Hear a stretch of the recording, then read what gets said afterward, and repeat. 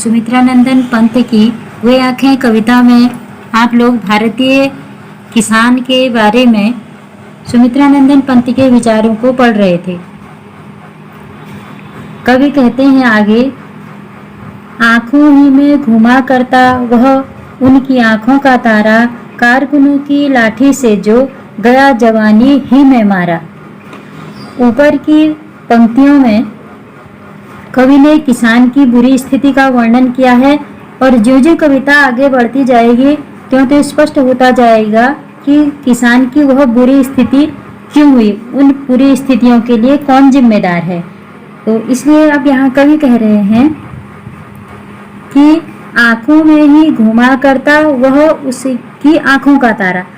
यहाँ क्योंकि यह एक मुहावरा है, आंखों का तारा होना, अत्यधिक प्यारा होना, तो यहाँ मुहावरेदार शैली प्रयोग हो गई है।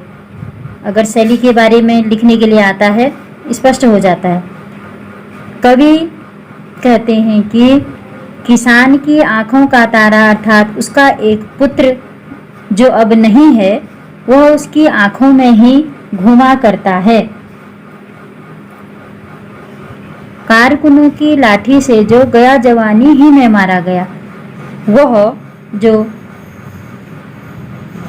किसान की आंखों का तारा था वह साहूकारों के दरिंदों की लाठियों के निर्मम प्रहारों से जवानी में ही मारा गया। अर्थात कहने का आशय यह यहाँ है कि जब किसान ने अपनी खेती या किसानी के कार्य को व्यवस्थित करने के लिए महाजनों या सेठों से कुछ ऋण लिया होगा और उसको समय पर नहीं चुका पाया होगा, तो बार बार कारकुनों अर्थात जिनसे ऋण लिया गया है उनके लिए यह शब्द आया है।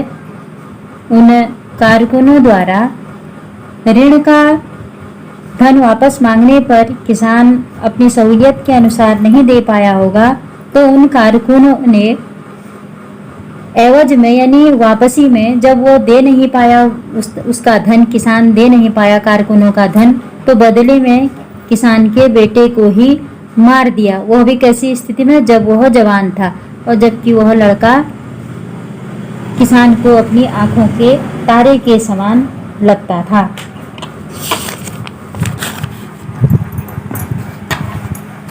बिका दिया घर द्वार महाजन ने न ब्याज की कौड़ी छोड़ी, रह रह आंखों में चुभती वह कुर्क हुई वर्गों की जोड़ी। यहाँ कविता का अर्थ व्यवस्थित आप लोग समझें तो इसलिए मैं लाइनों को, पंक्तियों को आगे पीछे व्याख्या किए फिट बैठने के अनुसार ले लूंगी। फिर कह रहे हैं कवि, एक तो उसका लड़का मारा गया, किसान का लड़का मारा गया, और दूसरा उसका घर भी बिक गया।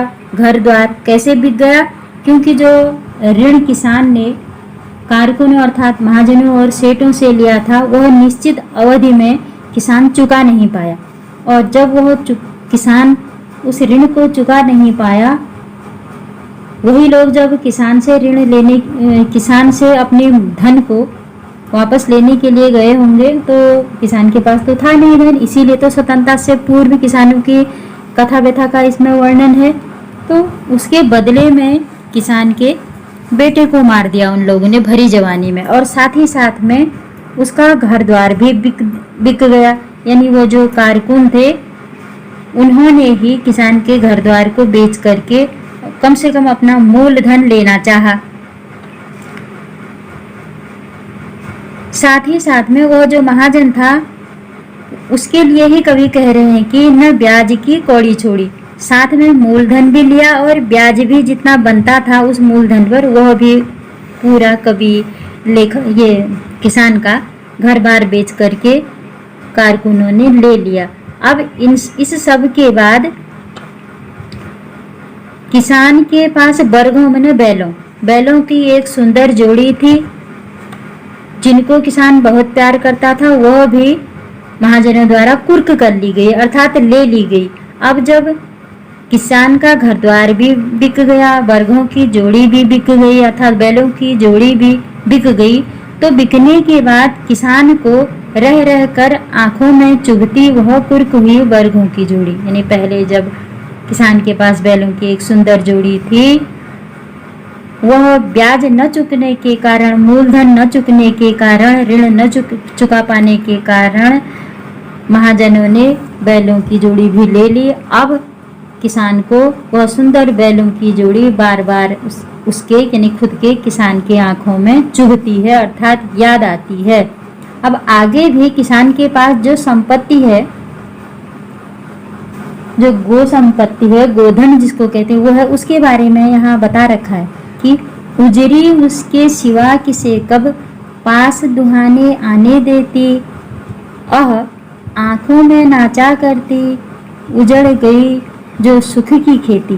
फिर कह रहे हैं हाय, यहाँ क्यों संबोधन है तो संबोधनात्मक शैली है। कह रहे हैं कि हाय, जो उजरी नाम की गाय उस किसान के पास थी, वह गाय भी अब नहीं रही। उस गाय की विशेषताएं क्या है?